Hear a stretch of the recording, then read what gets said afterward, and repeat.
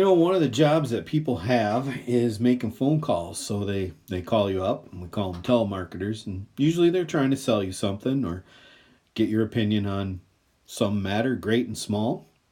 So this problem says we got 60 calls in 15 hours, and we're not finding the unit rate, the calls per hour. Instead, we got a little twist in the problem where we're supposed to find the number of calls that this person handles in just 3 hours. So let's do step one. Let's start setting up our problem. We have 60 over 15. Those are our first two numbers that we come to in this proportion.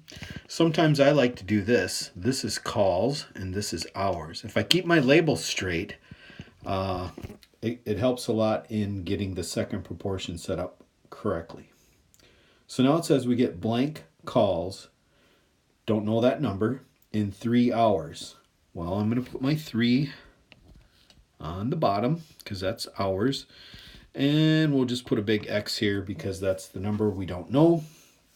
So we to solve this, then we cross multiply. The hardest multiplication bit is for most students is this one here. When you take 15 times this variable of X, the answer you get is 15X. And what does that equal to?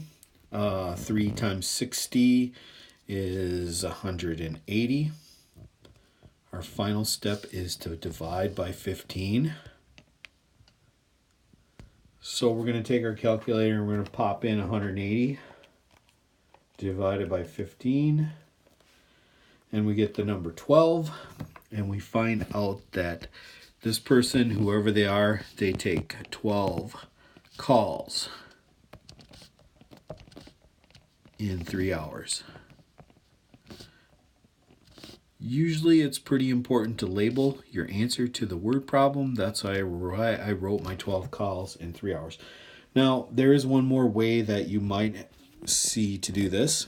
And to get from 15 to 3, you might realize that you're dividing by 5. So if I divide the bottom by 5, 15 divided by 5 to get 3, I would also do the 60 divided by 5.